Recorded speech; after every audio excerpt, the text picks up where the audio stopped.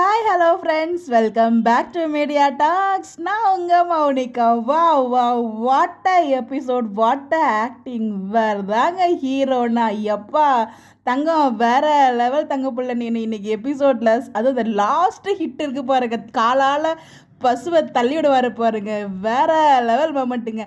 இன்னைக்கு ஃபுல் எபிசோடில் முக்கால்வாசி எபிசோட் விஜயோட அந்த ஒரு ஆக்டிங் அல்டிமேட் டாப் நாச். அவ்வளோ அவ்வளோ அவ்வளோ சூப்பராக இருந்துச்சு, அவ்வளோ என்ஜாய் பண்ண முடியுது. இதுதாங்க ஸ்பெஷல் எபிசோட். வீக்கெண்டு ஃப்ரைடே நமக்கு சூப்பர்பான ட்ரீட்டு, ஜாலியாக ஜிம்கான மாதிரி இருந்துச்சு. அவ்வளோ அவ்வளோ ரசித்து பார்த்தேன். ஸோ நேற்றுக்கு எபிசோட் எல்லாமே கொஞ்சம் பயமாக இருந்துச்சு, பட் இன்றைக்கி எபிசோட் தரமான எபிசோட். கண்டிப்பாக வீக்கா ஃபேன்ஸ் என்ஜாய் பண்ணியிருப்பீங்க. வீக்கா ஃபேன்ஸை விட விஜய் ஃபேன்ஸ் தரமாக என்ஜாய் பண்ணியிருப்பீங்க. வீக்கா ஃபேன்ஸ்க்கு ஒரு வருத்தம் இருக்கும், அது நம்ம நெக்ஸ்ட் வீடியோவில் பேசலாம். அந்த வருத்தத்தில் இது வந்து ஃபுல்லாக ஹாப்பி மூமெண்ட்ஸ் மட்டும் பேசுவோம். அவ்வளோ சூப்பராக இருந்துச்சு. ஸோ விஜய் வந்து பார்த்திங்கன்னா அவங்க மாமாவை தனியாக ரூமில் கூப்பிட்டு போயிட்டு ஒரு சம்பவம் பண்ணுவார் பாருங்க, அது வேற மாதிரி இருந்துச்சு அந்த ட்ரீட்லாம்.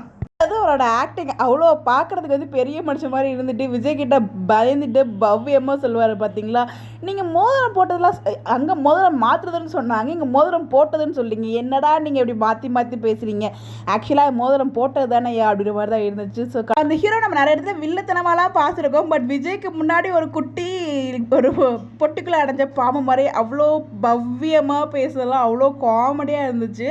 நீங்கள் மதுரை தானே, பக்கா மதுரை தானே, நீங்கள் தாலிக்கு எவ்வளோ சென்டிமெண்ட் கொடுப்பீங்க, அப்புறம் எப்பறம் மோதத்தை நீங்கள் தாலின்னு அக்செப்ட் பண்ணுவீங்க, அதெல்லாம் மாசம் ஆச்சு. பட் அந்த கோவமா தூணல் பிடிச்சி நின்றுட்டு இருப்பார் இல்லையா, அப்போ தாத்தா ஒரு வார்த்தை சொல்லுவாங்க, அப்புறம் என்ன சொல்கிறீங்க, காவேரிக்கு டிவோர்ஸ் கொடுக்கணும்னு சொல்கிறீங்களா அப்படின்னு சொல்லும்போது, காவேரி டிவோர்ஸ் அப்படின்னோடனே நம்ம விஜய்க்கு செம்ம கோவம் வந்து, தாத்தா பேச்சு கூட அந்த மாதிரி வார்த்தையெல்லாம் சொல்லாதீங்க தாத்தா அப்படின்னு சொல்லும்போது, என்ன தம்பி இது கான்ட்ராக்ட் மேரேஜ் தானே தம்பி அப்படின்னு அவர் வாயோட இந்த விஷயத்த சொன்னால் கண்டிப்பாக விஜய் கண்டுபிடிச்சோட நம்ம எல்லாருக்குமே தெரியும்.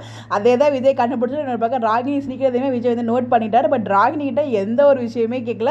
அது ஏன் கேட்கல அப்படிங்கிற விஷயத்தையும் பசுக்கிட்ட சொல்லியிருப்பார். அவளே எனக்கு ஒரு ஆளே கிடையாது, நான் ஏன் இன்னும் அந்த வீட்டில் வச்சுருக்கேன்னு அதுக்கு காரணம் என் தம்பி, எங்கள் சித்தி, என் தம்பியோட வாழ்க்கை நல்லா இருக்கணும் அப்படிங்கிறதுக்காக தான் அப்படிங்கிற மாதிரி டைலாக்லாம் பேசுவார். அது எல்லாமே நல்லா இருந்துச்சு. பட் பசு வர்சஸ் விஜய் எப்பயுமே காம்பினேஷன் சூப்பராக தான் இருக்கும்.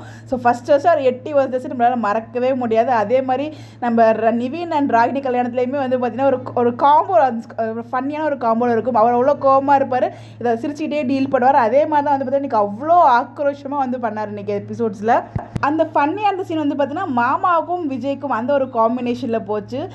நான் வந்து கான்ட்ராக்ட்ங்கிறதே நான் மறந்துட்டேன், அப்புறம் நான் எப்படி அவங்கக்கிட்ட சொல்லுவேன் கான்ட்ராக்ட் அப்படின்னு சொல்லிட்டு அப்படின்னு சொல்லி இந்த சீரியலில் இன்றைக்கி எபிசோடில் எங்கே ஸ்டார்ட் பண்ணி எங்கே என் பண்ணதான் தெரியலங்க. எல்லா சீனுமே ரொம்ப ரொம்ப சூப்பராக இருந்துச்சு. உண்மையிலே விஜயோட ஆக்டிங் வேற லெவல். கூஸ்பம் மொமெண்ட்ஸ் தான். 2 men with 1 man army. நம்ம 2 மென்னையும் வந்து பார்த்தீங்கன்னா லெஃப்ட் ஹேண்டில் டீல் பண்ணார் நம்ம விஜய். வேற மாதிரி இருந்துச்சுங்க.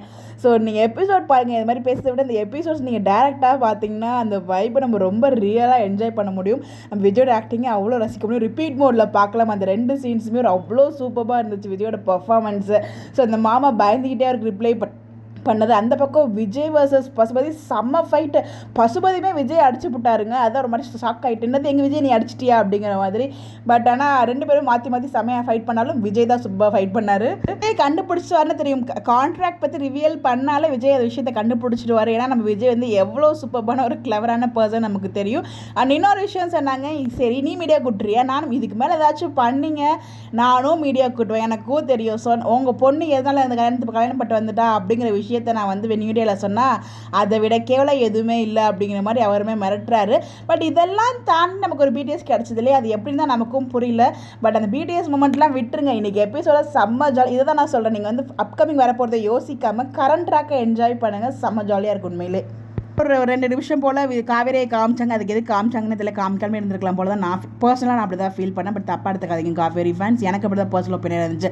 அந்த 2 நிமிஷம் ஏன் காமிக்காமல் நீங்கள் ஃபுல்லாக விஜய் சீன்ஸே காமிச்சிருக்கலாம் போல் அப்படின்ற மாதிரி தான் நான் ஃபீல் பண்ணேன். அது காமிச்ச 2 சீன்ஸ்லேயாச்சும் காவேரி வந்து விஜய் பற்றி யோசிப்பாங்கன்னு பார்த்தா அவங்களுக்கு அப்போல்லாம் கட்டு தான் பிஸ்னஸ் அட போமா அப்படின்ற மாதிரி எனக்கு இருந்துச்சு உண்மையை சொல்லணும்னா. பட் எனிவேஸ் விஜயோட ஆக்டிங் எனக்கு தரமாக இருந்துச்சு, வேறு லெவல் இருந்துச்சு. நீங்கள் எபிசோட் பார்த்துருந்தீங்கன்னா எப்படி இருந்தது, நீங்கள் எப்படி என்ஜாய் பண்ணீங்க அப்படின்னு சொல்லி உங்களுடைய கருத்துக்களை மறக்காமல் கமெண்ட்டில் ஷேர் பண்ணுங்கள். ஒன்ஸ் அகைன் திருப்பி சொல்கிற ஃபேன்ஸ், நீங்கள் அப்கமிங் பிடிஎஸில் பார்த்து ரொம்ப கன்ஃபியூஸில் ஆகாதீங்க.